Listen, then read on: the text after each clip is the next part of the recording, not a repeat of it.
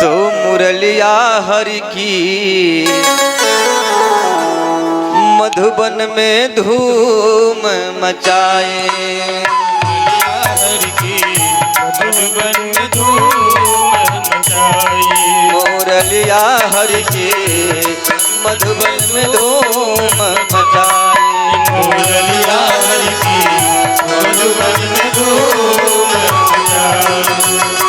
वृंदावन में बंसी बाजे तीन भुवन धुन छाई हो। वृंदावन में बंसी बाजे तीन भुवन हर छाई हो। वृंदावन में बंसी बाजे तीन भुवन धुन छाई हो।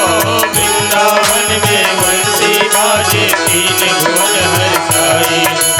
लय बीड़ा नारद जी दौड़े, लय बीड़ा नारद जी दौड़े, शिव समाधि बिसराई। मुरलिया हरि की मधुबन में धूम मचाई। मुरलिया हरि की मधुबन में धूम मचाई।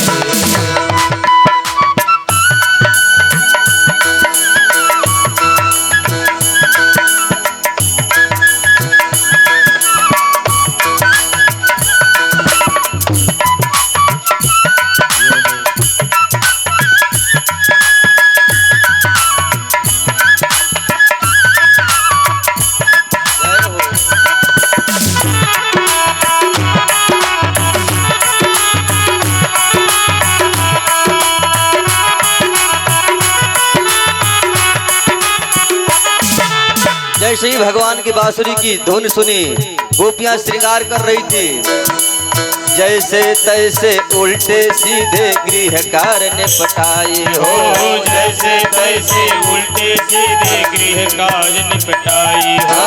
जैसे तैसे उल्टे सीधे गृहकार ने पटाई हो। जैसे तैसे उल्टे सीधे गृह काज निपटाई हो। कर श्रृंगार गोपियां बंसी बट को धाई। श्रृंगार गोपियां बंसी बट को धाई। मुरलिया हरि की मधुबन में धूम मचाई। मुरलिया हरि की मधुबन में जय हो।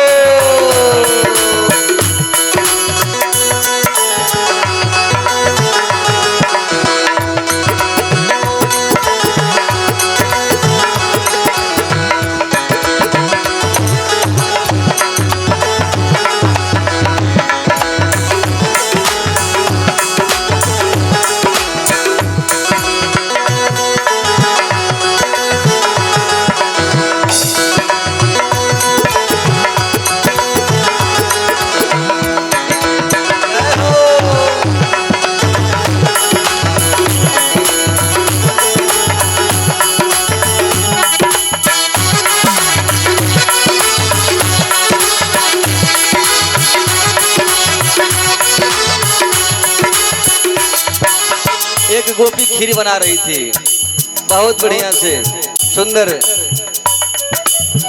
भगोना है, उसमें बढ़िया से दूध डाल दी, चावल डाल दी। अब शक्कर डालने वाली थी। जैसे ही चीनी डालने वाली थी, तब तक बांसुरी की आवाज कान में पड़ गई। भूल गई क्या डालना है। डालना था चीनी तो डाल दी नमक। तो खीर में नमक डाल दी। और एक गोपी दाल बना रही थी, सब कुछ डाल दी। अब जैसे ही नमक डालने वाली थी, तब तक बांसुरी की आवाज सुनाई पड़ गई। तो भूल गई नमक तो डाल दी चीनी। तो खीर में नमक, दाल में शक्कर, माखन में मिर्चाई हो।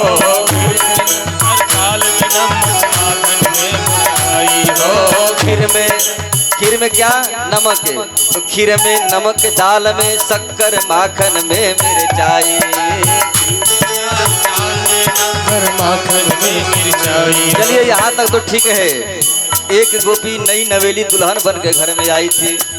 प्रथम दिन अपने ससुर जी को भोजन लेकर जा रही थी, तब तक बांसुरी की आवाज सुनाई पड़ गई। तो भूल गई भोजन के थाल लेकर जाना था ससुर के पास, तो चली गई गाय के पास।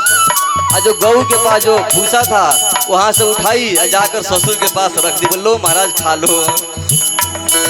खीर में नमक, दाल में शक्कर, माखन में मिर्चाई।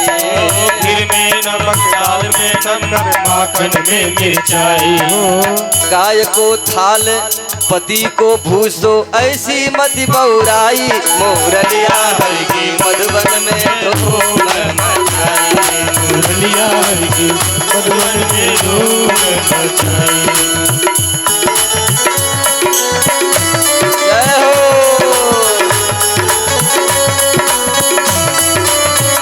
यही प्रेम की प्रकाशा है। जय जय।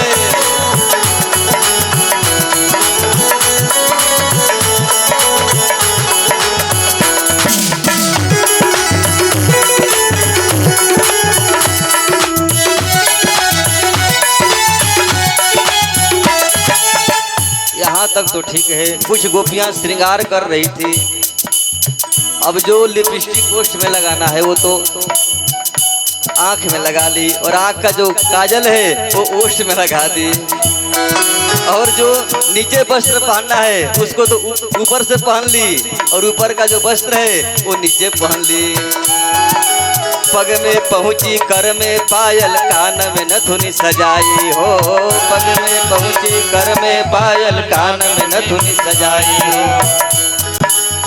पग में पहुंची, उल्टा पुल्टा सब हो रहा है, कोई बेशुद्ध है सब।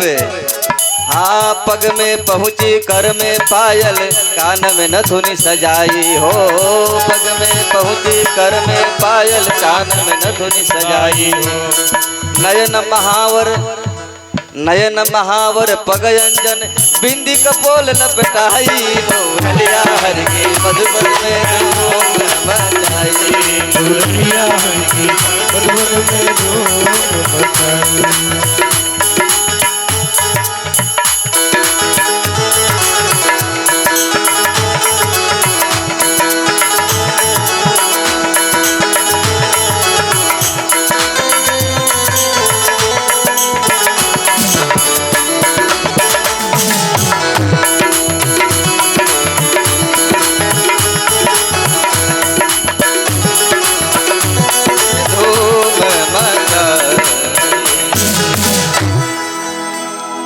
तो वृंदावन में बंसी बाजे, तीन भुवन धुन छाई। लय बीड़ा नारद जी दौड़े, शिव समाधि बिसराई। मुरलिया हरि की मधुबन में धूम मचाई।